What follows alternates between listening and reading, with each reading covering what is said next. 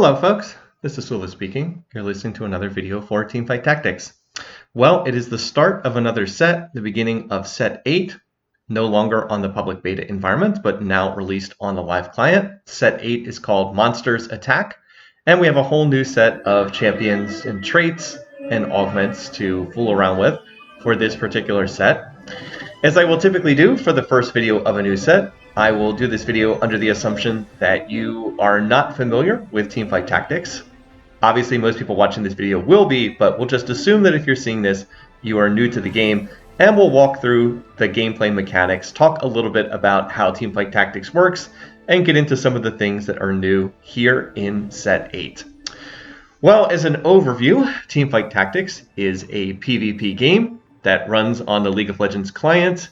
You build a team of units using the champions from League of Legends and occasionally some new units, but in this set I believe they're all from League of Legends. You build your team and then you compete against the other players in the game. There are always 8 players in a lobby. Everybody starts with 100 health, and the game will continue until until everybody except one player is left standing, and then that person is the winner. If you place in the top 4, it's considered to be a victory. And in the ranked mode, which this is not the ranked mode, this is just a normal game, but in the ranked mode, you gain points for having a top 4 finish, and you lose points if you have a bottom 4 finish. So the goal is generally to try and get a top 4 finish, typically the way that these things work. So your goal is, as I said, to build a team using the League of Legends characters. That's the main way that this works. And it all starts with the shop down at the bottom of the screen. You will see there are little League of Legends champions. They all have different portrait art, and you purchase them using the gold that you have, and you use them to build out a team. They all have different traits. So for example, on the interface down there, it will say Jinx, Anima Squad, Prankster. Those are 2 traits that Jinx has. When you play Jinx, you will get a rank in those traits.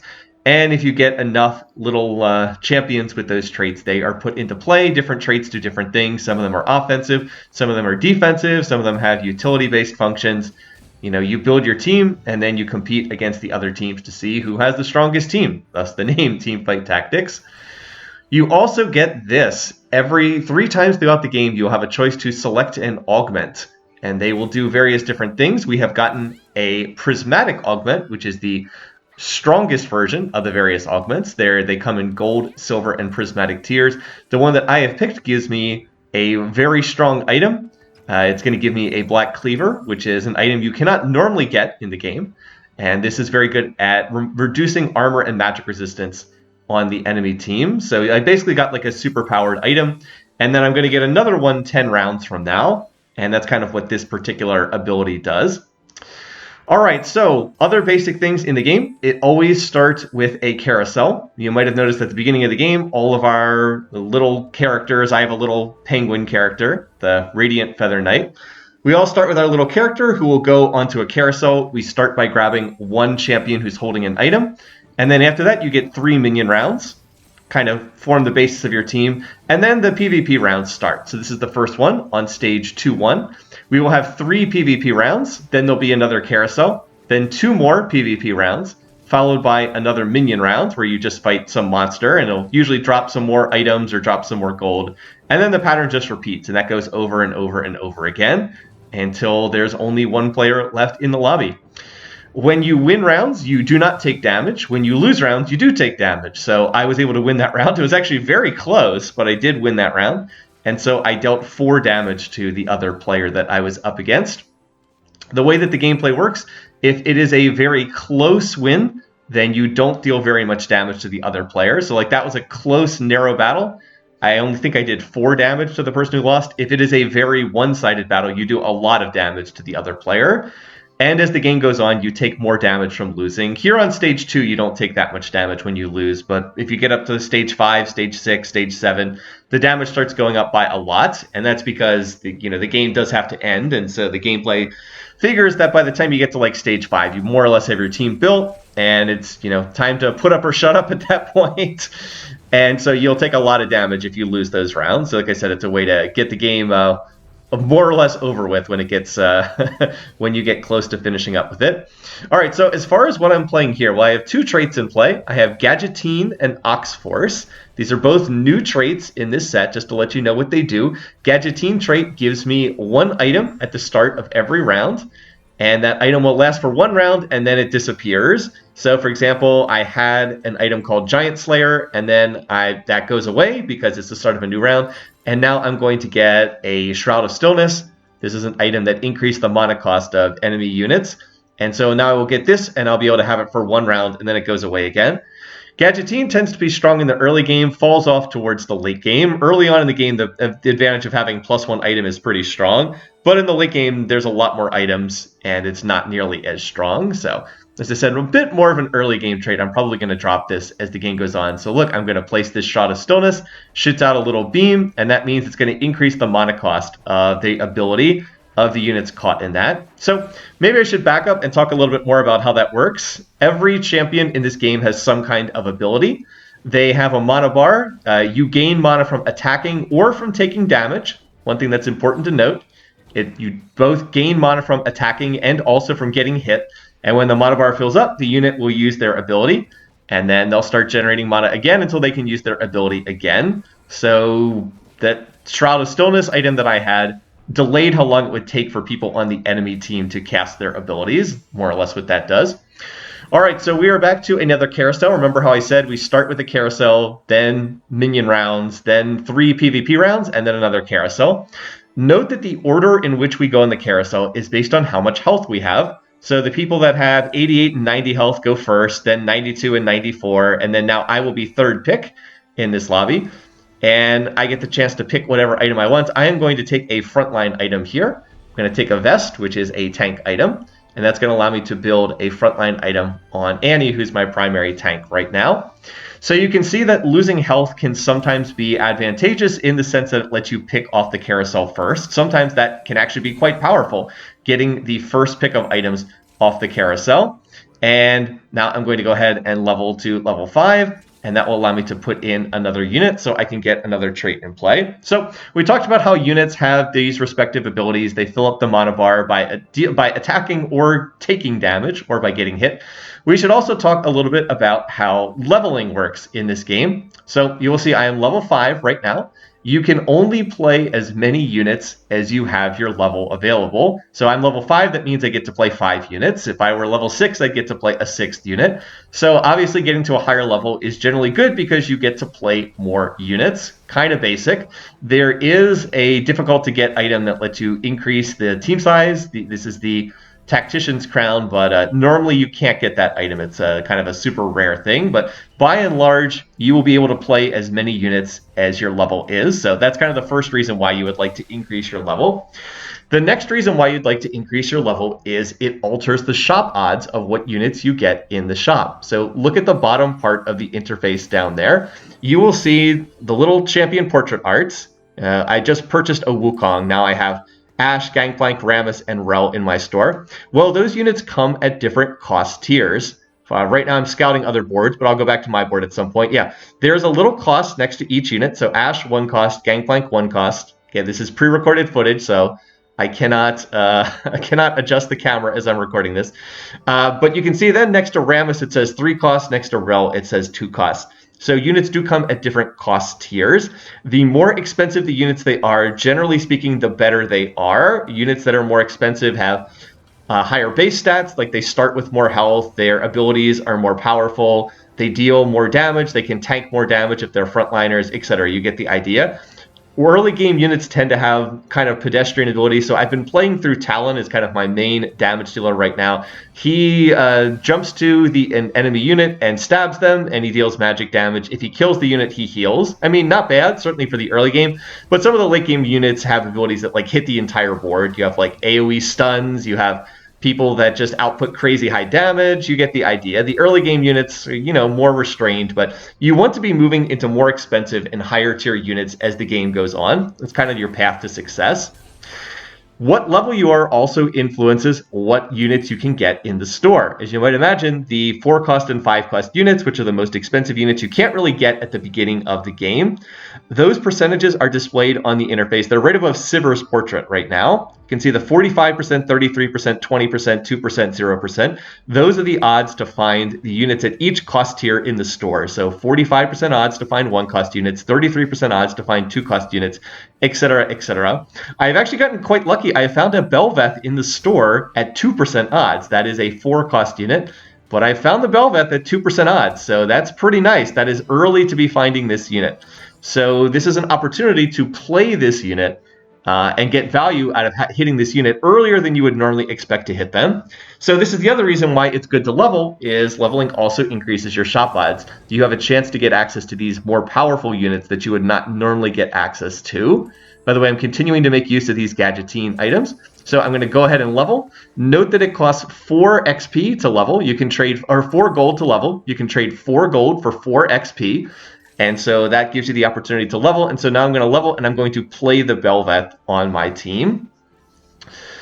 Well, as far as the traits that I'm running right now, I mostly have defensive traits in play. So I have the Gadgetine trait, that's the one that creates the items. I have Defender trait, that is an armor granting trait. It gives everybody on the team armor, which reduces how much physical damage you take, and gives double the benefit to Defender units, which are frontline tanks. I have 2 of them in Poppy and Wukong right now. I also have Oxforce trait in play. Oxforce is a trait that gives attack speed, gives increased attack speed as the units get lower.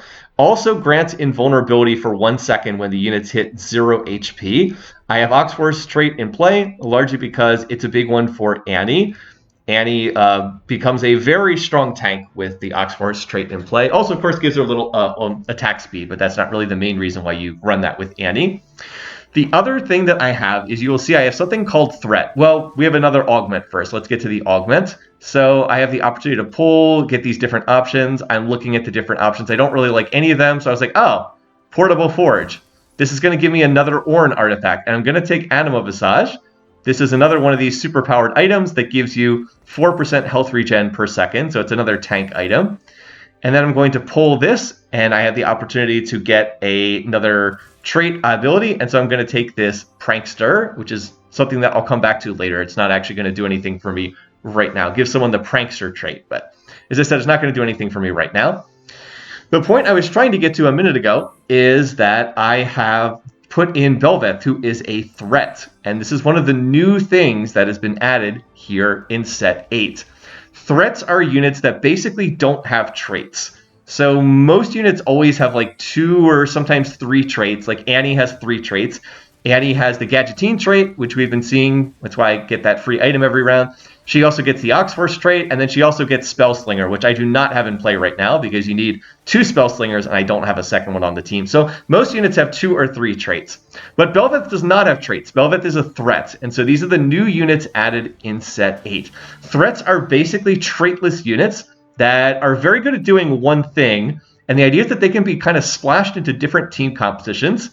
Belveth's kind of feature is she gets a lot of attack speed, so she kind of runs around attacking people quickly, and that's kind of her thing, is she'll fly around and she stacks up attack speed during the fights. But the threats are unique because they kind of can be put into any team comp because they don't have traits. And the idea is that people are going to be able to flex them into different boards depending on whatever they need at the moment. So, for example, there's another threat called Vel'Koz, and his ability is he stuns the highest damage dealer on the enemy team. So, like, if another team has one really strong super unit, you can play Belveth and just get repeated stuns on that unit, which is very handy. You also have a unit like Rammus, who is specifically a armor tank, really good against physical damage, or Cho'Gath, who is a magic resistance tank, really good against magic resistance, etc., etc. I think there's either 7 or 8 threats in all, and I think I make use of some more of them in this game. So finding the Belveth at 2% odds was actually quite nice for me because my team is very tanky at the moment, but I was kind of lacking in damage. So Belveth basically attacks really fast, stacks up attack speed. So I'm happy to take Belveth and just splash her onto my board so that I get a little bit of extra damage. And this is something that people are going to have to get used to in this set, but I do think it's a very creative idea on the part of the designers to come up with these very flexible, splashable units, so you can kind of like fill in holes in your team comp based on what you're hitting. But you need to be flexible, right? It's not something that's going to work necessarily if you're just sitting there with a list of units and like just play these units every single game. People are going to have to adapt and think on the fly, which is exactly what you'd want to see in a game like Teamfight Tactics. Anyway, so I've been playing through Talon thus far. Talon, as I said, deals magic damage. His traits are Renegade plus Ox Force, so he's been actually a pretty good unit to pair with Annie. I am going to look to move out of this unit long term. It's not the unit I want to play in the late game because, again, Talon is a 1-cost unit, so he's probably not a unit you would want to play long term. Now, that said, there is a reason why sometimes you would want to play a unit long term, and that is if you can manage to 3-star the unit. So what do we mean by this? Well, you may have noticed in the past that if you get 3 copies of a unit, they star up. In other words, they go from 1 star, which is the default that all units begin at, up to a 2-star version of the unit. So you can see this, for example, I have a 2-star Talon. There's like a little silver indicator next to his health bar, whereas Annie is only a 1-star unit. It's also pretty visible in the shop. So 3 copies of a unit makes a 2-star unit. And then if you can get 9 total copies of a unit, so that's 3 and 3 and 3, you can make a 3-star copy of a unit. Now, I am not looking to go for 3-star units here. Typically, that is a possibility that you can go for, but it is difficult to pull that off since you need, as I said, 9 different copies of the unit. So sometimes units that are less expensive units, like a 1-cost or a 2-cost unit, can become viable late-game units if you can manage to 3-star them by finding 9 copies of the unit. But as I've already mentioned, I have not done that in this game, and that is not going to be something that you see in this particular game. My general feeling is it is usually more consistent to put your income into leveling, try to get to play the late game 4 and 5 cost units. Generally speaking, I think that's more consistent, but it is viable to stay at a lower level and to focus on trying to reroll for the 1 and 2 cost units and try to 3-star them. That's more of a personal preference, and I generally speaking like to go for the 4 and 5 cost units. Okay, so this fight's pretty close. Note that Annie is doing her usual job of tanking right there. Belveth's is going to get low, but oh, Belveth's finished off that unit in the corner, and now Annie is tanking. Annie's tanking, and that's going to allow Belveth on like 1% health to help us win this fight. So, woo! That was a close win, and actually a really important round for me to win, because it's going to carry my win streak through into the minion stage. By the way, I'm going to get another Ornn item here. Remember, I get one every 10 stages, so now I actually have 3 different Ornn items, which is pretty funny. And now I have, as I said, been on an extended win streak. So let me talk about why win streaking or loss streaking is important. This is getting into the economy of Teamfight Tactics. Now that we've talked a little bit about the basics, about the units, about leveling, that sort of thing. Now we want to cover the economy, because this is also very core to how the game is played. So you'll note how much gold I have right above the interface. It'll say I have 40 gold right now. There's also a little fire symbol that says 8, and that indicates I am on a 8-match winning streak. So where do you get gold from here in Teamfight Tactics? Well, you always get a certain amount of gold every round. So you always get 5 gold to start a round. In addition to that, you get gold based on whether you're on a win streak or a loss streak. So if you are on no win streak or loss streak, you get no extra gold. If it's a streak of at least 2 rounds, you get 1 extra gold. And then I think it's if you're on a 4-match, it's either, I think then if you go to a 4-match losing streak, you get 3 extra gold. And if you hit 5 or more, it becomes 3 extra gold. So I am on a 5-match winning streak, so I get 3 extra gold. So instead of getting 5 gold, I would get 8 gold. And obviously that's a pretty big increase. The more gold that you have, the more gold you have to put into leveling, the more gold you have to put into buying champions, etc. So it's a good thing to have more gold. In addition to that, though, you also get more gold for being on a loss streak. So you get the same thing that happens in reverse. If you've lost 5 rounds in a row, you also get the extra gold. And this is another of the comeback mechanics in the game. We'll get back to this econ discussion in a minute. So here is the other new feature in the set, Hero Augments. You get an augment that also is tied to a particular champion. This is new in this set. Out of these, the only one of these units I'm playing is LeBlanc, so I'm going to pick this one. For every 3 sigils fires for her ability, she fires an additional sigil. So that's the unit I'm going to pick here. As I said, these are new in the set, and I've also now found a Soraka, so I'm going to look to move to make Soraka my carry. Thank you, Belveth, but I don't need you anymore. Now I'm trying to figure out what ability I want, and I'm going to take this one. On ally death, your team gains 18 ability power. Soraka and LeBlanc have a trait called Admin, which is a customizable trait. It changes from game to game. I'm also now going to move out of the Talon because I want to move some of these items around. In order to move items from one champion to another, you typically have to sell them. Sometimes you can get an item that lets you remove them, but typically you have to sell them by moving them from champion to champion. So we've actually just made a pretty big change to our team composition, sold some champions, and now we're moving into more of our late game team composition. Soraka is a 4-cost champion. I'm going to put the Orin items on LeBlanc, and I'm going to run LeBlanc as my secondary carry. Like, Soraka is the primary one, but then LeBlanc is the secondary carry. And I actually lose that round because I'm kind of in the process of transitioning my board, and my board's a little bit weaker than it would be otherwise. So my win streak comes to an end, and that's going to cost me some of the income. Remember how I was on that big win streak? That was feeding me extra income, so I'm going to lose some of that. There is another source of income, however, and that additional source of income comes from how much gold you have in your treasury, in the bank down there. So in addition to the 5 gold you always get every round, and then the additional gold you can get for being on a win streak or a loss streak, you also get gold based on how much money is in the bank. So right now I have 50 gold in the bank. It's every 5 gold that you have, every 10 gold that you have gives you 1 extra gold at the start of the next turn. But that maxes out at 50. Going above 50 doesn't do anything. So going to 60 or 70 doesn't do anything. So this is one of the more interesting aspects to the gameplay. You obviously want to get up to 50 gold because by having 50 gold in the bank, you're getting 5 extra gold per turn, and that's a lot. Like, when I was on that big winning streak, I was getting the 5 gold you get every turn, plus 3 for being on a win streak, and then another 5 for being over 50 gold in the bank. So I was getting 13 gold per turn. Obviously, that's a huge increase over what you'd be getting if you were at, I don't know, if you were at, well, let's say you were under 10 gold and you were not on a win streak or a loss streak. You just get 5 gold. Like, getting 13 per round as opposed to 5 per round is a huge increase. So it's obviously good to be above 50 gold. However, while the 50 gold is sitting in your bank, it's not doing anything, right? Like, it's not generating anything. You're not getting stronger. You're not investing into the champions. You're not investing into leveling. That 50 gold is basically just dead until you choose to spend it. So there's always a trade-off between spending your gold on things like champions, on things like rerolls, which we'll get to in a minute, versus just having it sit in your bank and be used for econ purposes. So that's one of the big tensions and trade-offs in the gameplay. When to save your gold and when to use it to push to level aggressively or to roll to get stronger. Now, what do I mean by rolling to get stronger? Well, we're actually going to see that in action here. So I go ahead and get to level 8. And now that I'm level 8, now that I've got the increased shop odds, better odds to find the 4-cost units and the 5-cost units. Note that I now have 25% odds to find 4-cost units and 4% odds to find legendary units, the 5-cost units.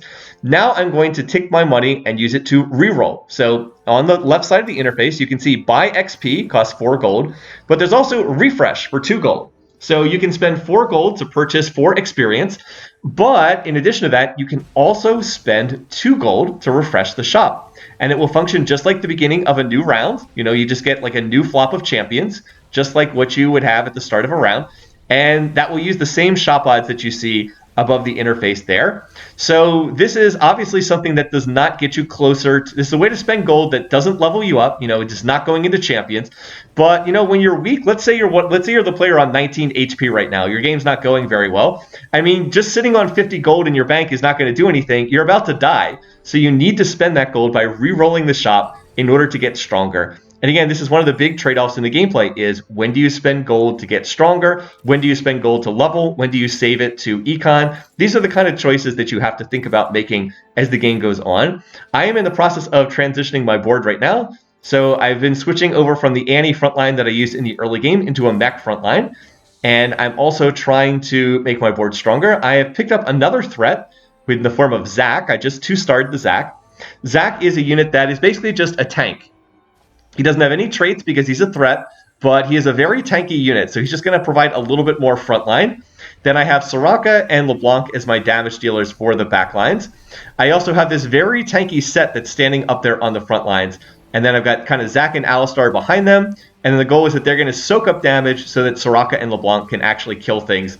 And if I can just manage to 2-star a few more of these units, if I can manage to 2-star Soraka, I'll be feeling pretty good here. I'm actually trying to reroll long enough to try and 2-star Set and Soraka. If I can hit them, then I'll feel more confident about potentially looking to go to level 9. And it's very expensive to get to level 9. It costs 80 gold into 80 experience.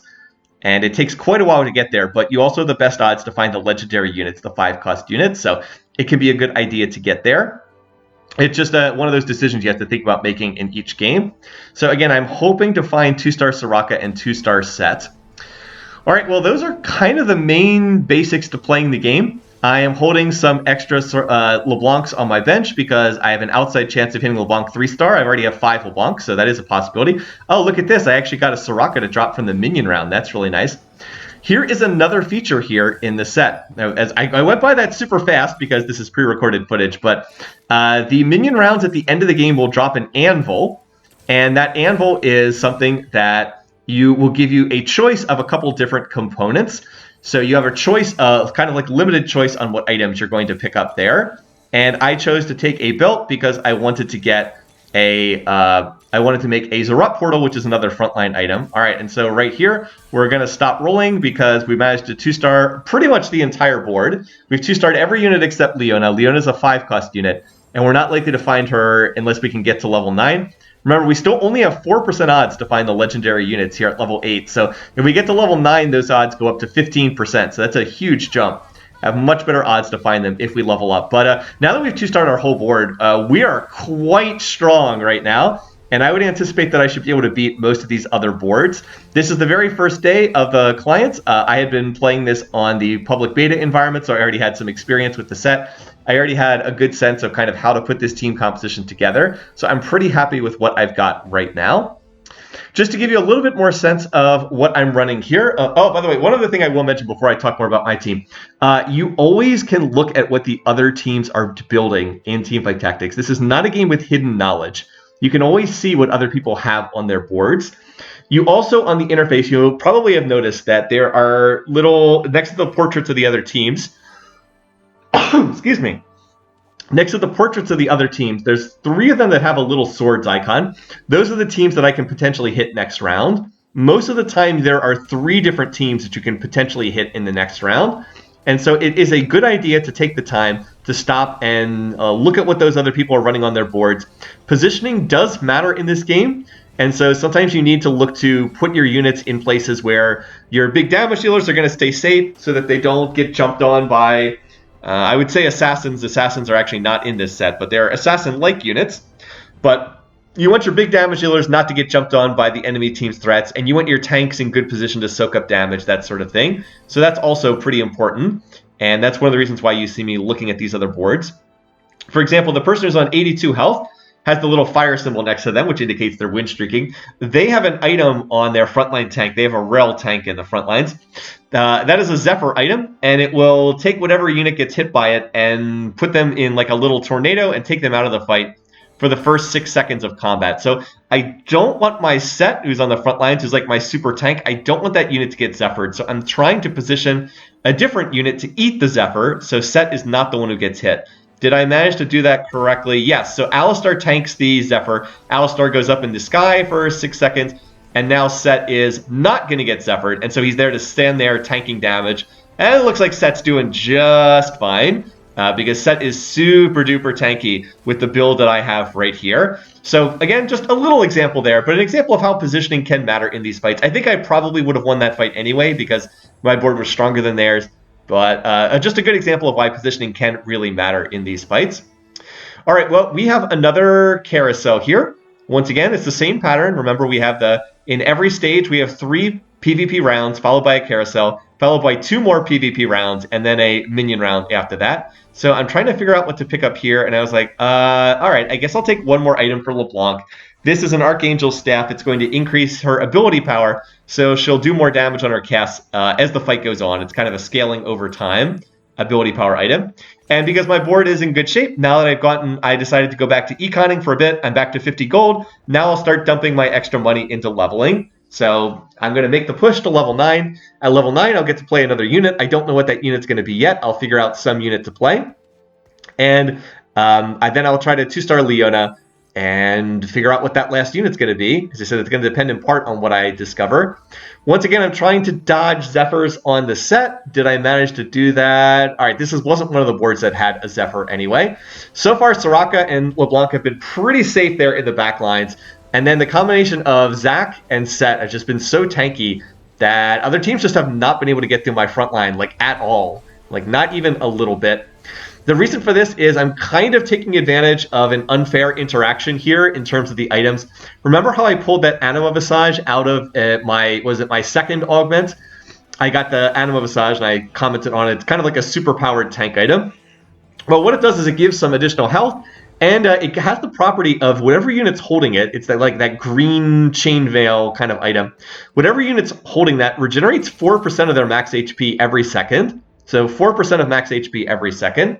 Well, Set has a tremendous amount of health because he is taking advantage of a trait called Mech, or Mecha Prime. What that does is it sacrifices 2 of the Mecha units to combine together with another Mecha unit and create kind of like a super unit. So I am sacrificing the Leona and the Wukong to form the Mech on Set. So he gets basically a tremendous amount of health, and then that interacts with his Anima Visage, which causes him to keep regenerating 4% of that every second. So he goes up to like 4,000 health, and so 4% of that every second is, yeah, you can imagine, that's a lot of health regen. So most of these other boards just have not been able to cut through his health regen, and so that's why I've been kind of winning all these rounds.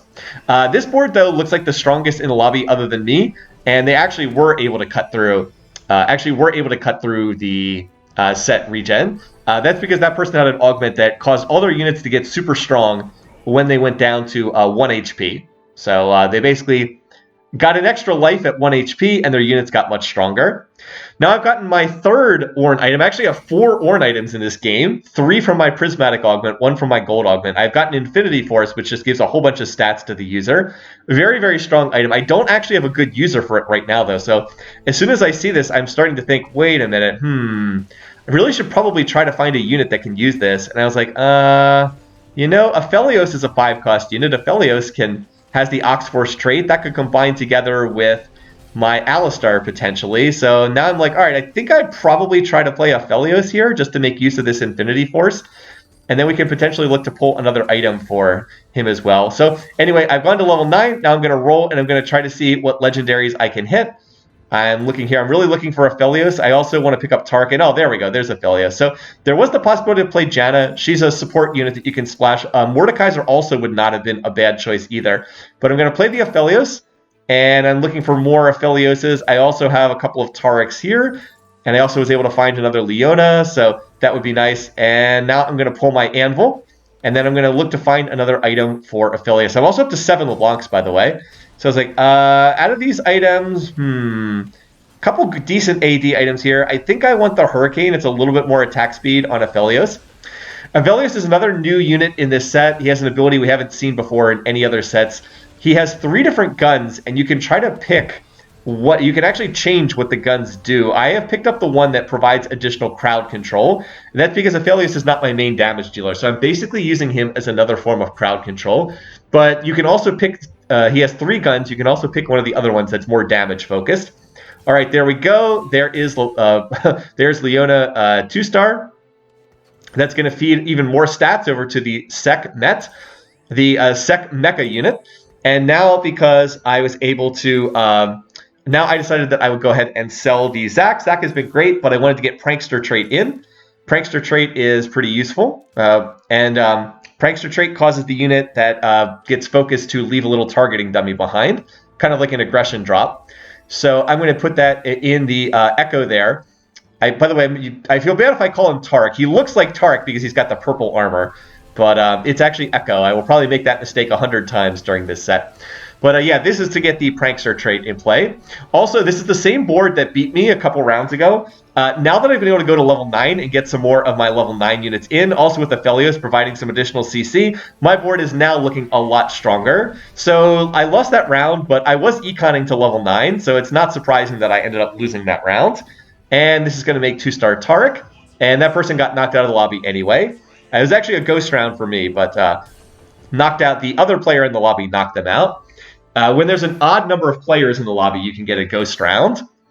All right, I am on I am on 9 LeBlancs or 8 LeBlancs here, so I'm hoping that I can hit one more LeBlanc. Also, this person types that augment combo broke. GG, mate. I'm not sure what they mean by augment combo. I think they mean the set mecha is broken. I think that's what they actually meant. The LeBlanc augment is not actually causing that many issues. Oh, maybe they meant the Atom of Visage. The Atom of Visage plus mech setup. So anyway, right here, I'm going to try to repossession to dodge the Zephyr, but I guess wrong. And set actually does get Zephyred, which takes away most of my front line. But fortunately, the Echo and the Alistar are going to fill in until the mech can come back down from the Zephyr Tornado. And yeah, that unit just really does not take damage. Look how much health that thing has. As I said, I think it has around 5,000 health now. So it regenerates 4% of that every second. And yeah, so yeah. That unit is not going to die. Well, once again, we have another carousel, and I'm looking here. I was like, oh, there is a sure shot emblem on the carousel. So you can get full items on the later carousels, but you can also get emblems sometimes. Emblems give a unit an additional trait that they don't normally have.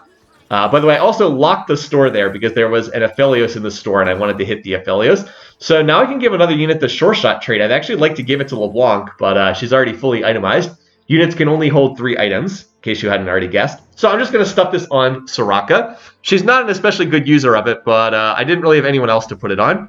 The sure shot trait increases the amount of AD that the units have. That is the attack damage. And they gain 10% attack damage every 4... I think it's every 4 seconds. They get another 10% AD. Anyway, this time I was able to position the Alistar to eat the Zephyr. So Sekhmet just going to stand up there and tank. And yeah, we are just cutting through this team pretty easily. They've actually got a rather nice board. 3-star Rel, 3-star Kaisa back there. They don't have 3-star Vayne, but still, it's not a bad board in the least. They have a 2-star Fiddlesticks, which is another legendary unit. But just, my team is just too strong, man. Just too strong. They can't get through the set mech, excuse me. And then the Soraka, LeBlanc, Aphelios are just dealing damage behind them. All right, now I really want to find just one more LeBlanc. Can I get the LeBlanc 3-star? That would be really nice. She gets a lot of additional stats. But, nope. And it looks like this is going to be the last round of the game. So I will go ahead and sell. You know, one thing I could have done that I didn't think about when I played this game, because this is going to be the last round of the game and I did not hit LeBlanc 3-star, I could have sold the current LeBlanc and then transferred the Black Cleaver over to Aphelios, which actually would have been a nice improvement here, because then Aphelios would have shredded the entire enemy team with his ability with the Black Cleaver. But no, that's not going to happen. Didn't think to do that move. But does it really matter? Probably not. We've been winning every round against this board, and I think that we're definitely stronger than this one. So this was a fun game. Yeah, we're kind of cutting through this team. Set just does not take damage, like, at all. So I'm going to say GG, good luck in set 8. And yeah, I mean, just managed to build a very strong team composition. If you can get Anima Visage, and look to make the mecha unit because it synergizes really well. Well, anyway, as I said, I hope this was a good introductory video. This was a fun game for me to play. This is the beginning of the new set. I do think this is going to be a hard set for newcomer players to pick up. The artwork is kind of confusing because a lot of the units look the same and the mechanics are just only been getting more complicated. But if you are going to learn this game, the start of a new set is the best time to do it. So, you know, we enjoy playing games in the evening. So if you're around North America time, you know, feel free to join us for some games. And if not, then best of luck here in the set. So once again, thanks for watching. Thanks for listening. Until next time, have a great week, folks. Take care.